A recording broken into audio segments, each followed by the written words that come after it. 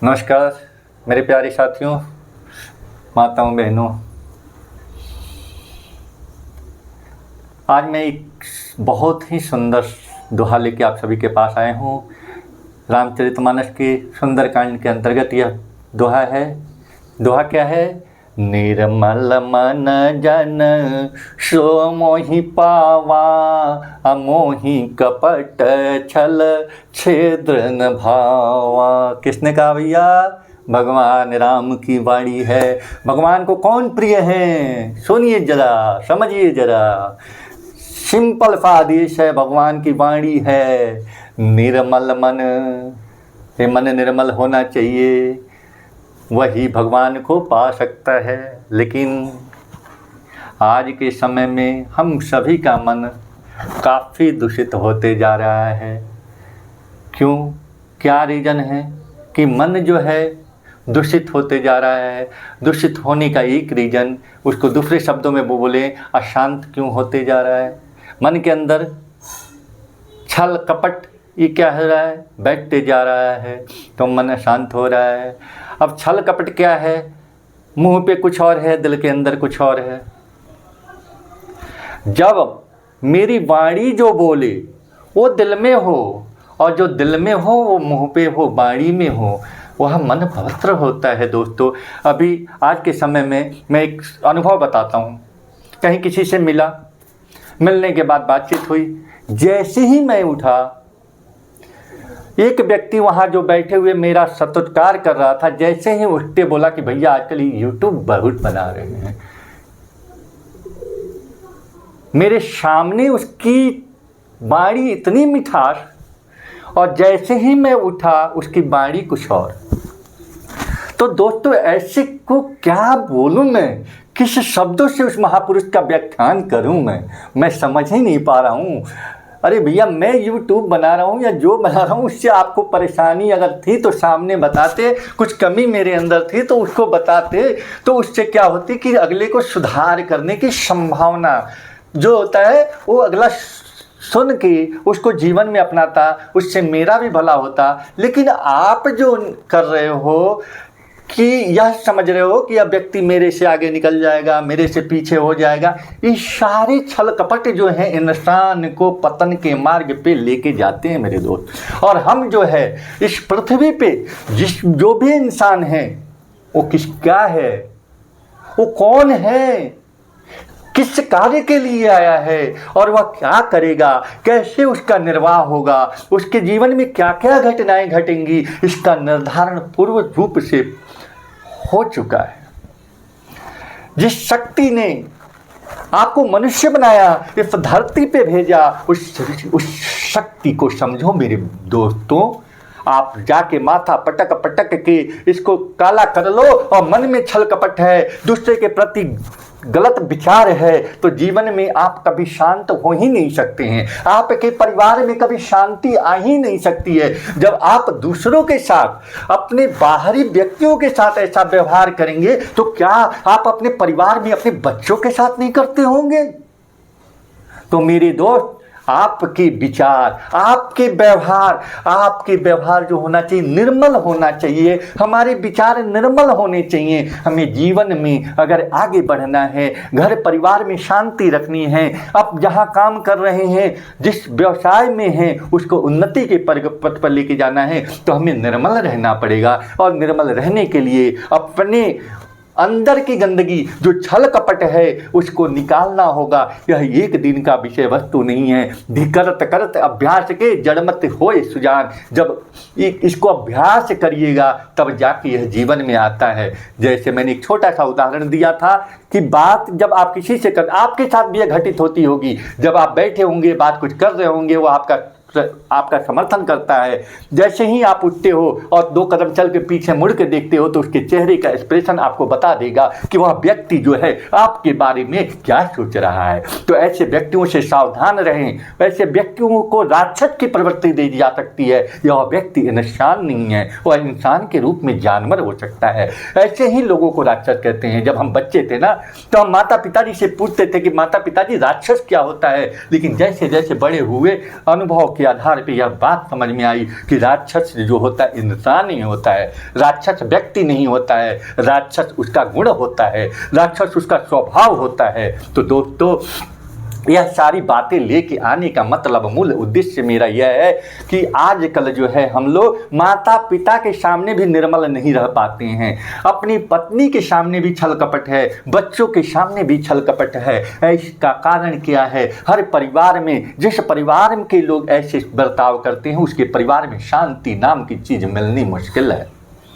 अगर आप के पास बहुत संपत्ति है, बहुत धन है, आपके पुण्यकृत कर्मों का प्रभाव से आपके पास किसी चीज़ की कमी नहीं है, भगवान ने सारी संपत्ति आपको दी हुई है, लेकिन अगर आपके अंदर इस जन्म में छल और कपट भरा हुआ है तो आपका पतन निश्चित है मेरे भाई। आपके घर में, जिसके घर में शांति नाम की चीज़ नहीं है, वह व्यक्ति यह बात को लिख के रख ले कि हमारी जो है अगला जो है हम पतन की तरफ जा रहे हैं। तो इसलिए हमें हर व्यक्ति से, जो मेरे दोस्त हैं और जो भी मेरे भाई इस बात को समझ रहे हैं, उनको इस बात पे गहनता से विचार करना होगा कि अगर हम किसी दूसरे का बुरा चाहेंगे तो मेरा भी बुरा निश्चित ही है। अगर हम दूसरे की खुशी चाहेंगे तो हमारा खुशी निश्चित है, इसमें कहीं संदेह नाम की कोई वस्तु नहीं है। दूसरे को अगर बीमार है उसके स्वास्थ्य की कामना करेंगे तो हम स्वस्थ होंगे ही होंगे। दोस्तों कोई भी व्यक्ति और कोई भी देव और कोई भी अवतार इस पृथ्वी पे नहीं है जिसने इस जीवन पे, इस धरा धरती पे जन्म लिया और कष्ट न उठाए।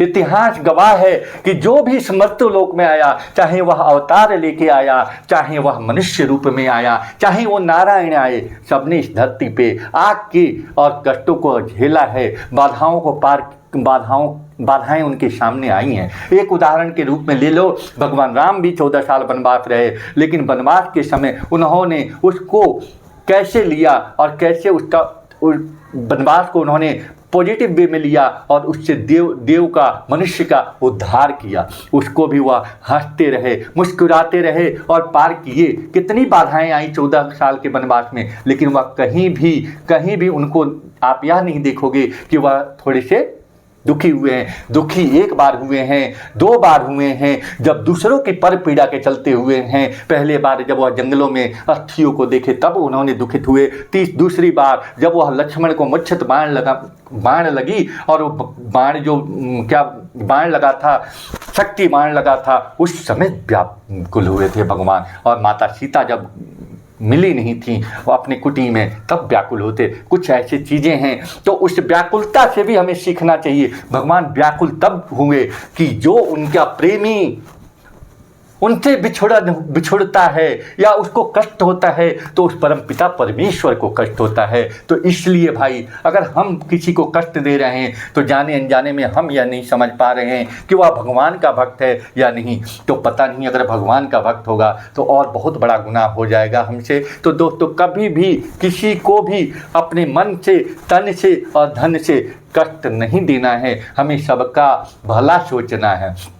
मैं एक उदाहरण से समझ लो कि जैसे अगर धान रोपोगे तो धान ही काटोगे और आप अगले साल उसके जगह पे किसी और चीज़ की उम्मीद नहीं कर सकते हो। अगर कांटे वाले फल लगा दिए खेतों में और बबूल के पेड़ लगा दिए तो बबूल ही तो काटोगे ना, और धान के फसल रोपोगे तो धान ही काटोगे। अगर बच्चा आपका है, आप उसको संस्कारी बना रहे हो, आप उसको संस्कार दे रहे हो तो आपको कोई फायदा होगा मेरे दोस्त। ऐसे ही जैसे करोगे, अगर किसी के दुख को देख के आप परेशान होते हो और उस समय जो है तो भगवान कहते हैं क्या, यार यह दुख से उसके दुख से ये परेशान है तो इसके मतलब किसी दूसरे के दुख आने से यह व्यक्ति परेशान है, खुश है, प्रसन्न है, तो क्यों ना वह परेशानी इसको भी दी जाए कि वह ज़्यादा खुशी मनाए। इसलिए दोस्तों यह भगवत लीला, ये प्रकृति की लीला को हम और आप नहीं समझ सकते हैं, यह भगवान की लीला है। लेकिन अपने आचरण से,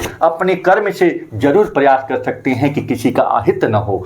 तो दोस्तों मेरे कहने का मूल मंत्र यह है, मूल उद्देश्य यह है कि जीवन में अगर आप किसी चीज़ को पाना चाहते हो, जीवन में मूल उद्देश्य की तरफ चलना चाहते हो, इस जीवन को सार्थक करना चाहते हो, अपने जीवन में कुछ अच्छे करके जाना चाहते हो, अपने जीवन में उमंग देखना चाहते हो, खुशी देखना चाहते हो, प्रसन्नता देखना चाहते हो और सबसे आशीर्वचन लेना चाहते हो, तो दोस्तों कहीं कहीं हारना सीखो।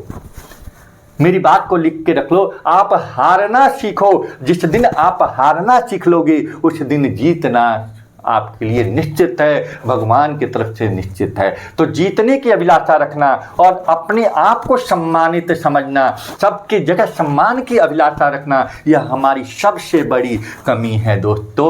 आज के युवा पीढ़ी हो या वृद्ध जन हो, मैं सबके अंदर एक भूख देखता हूँ कि मुझे सम्मान नहीं मिला। अरे सम्मान जो है ना, यह बहुत बड़ा क्या बोले, हमारी भूल है। सम्मान पाने की जो इच्छा, जो लालसा हमारे अंदर रहती है ना, वह हमारे लिए काल है। इसे ज़्यादा इसकी उम्मीद न रखें। अगर सम्मान मिल रहा है तो वहाँ झुक जाएं। भाई पता नहीं कब क्या हो जाए, समय बदलते देर नहीं लगती। तो हारना सीखो, समाज में रहो, समाज से हर जगह ज़्यादा उतावलेपन न हो, अपनी बातों को हर जगह न रखो जब तक आपसे मांगा नहीं जाए, अब आपसे आपका अनुभव, आपके विचार न मांगा जाए।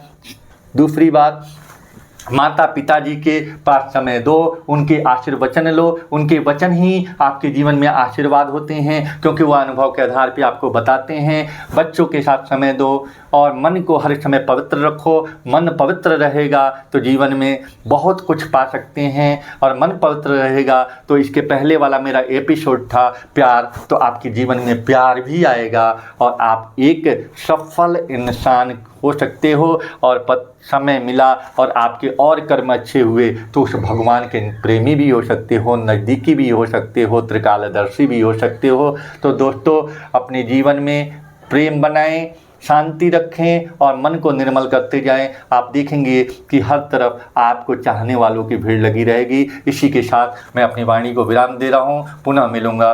धन्यवाद, नमस्कार। और अगर कुछ गलत हो गया हो तो क्षमा प्रार्थी हूं। मेरे वचन से जो कुछ ऐसे शब्द निकल गए हैं जो आपको अहितकर लगे, उसके लिए क्षमा प्रार्थी हूं। लेकिन अगर मेरी बात आप सबको अच्छे लगें तो यह बात ज़्यादा से ज़्यादा लोगों तक पहुँचे, यही मेरी अभिलाषा है। धनोपार्जन करना और किसी तरह के सम्मान की अभिलाषा मेरे अंदर नहीं है, और अपना व्यक्तिगत पहचान मुझे बनाने की कोई ज़रूरत नहीं है। मैं जैसा हूँ वैसा ठीक हूँ, भगवान ने जैसा रखा हुआ है। इसलिए आप इस वीडियो को ज़्यादा से ज़्यादा लोगों तक पहुँचाएँ। वीडियो को न पहुँचा सकते हैं तो मेरे विचार को अपना विचार समझ बनाएं और अपने जीवन में अपनाएं। अच्छा लगे तो इसको सब्सक्राइब करें। धन्यवाद।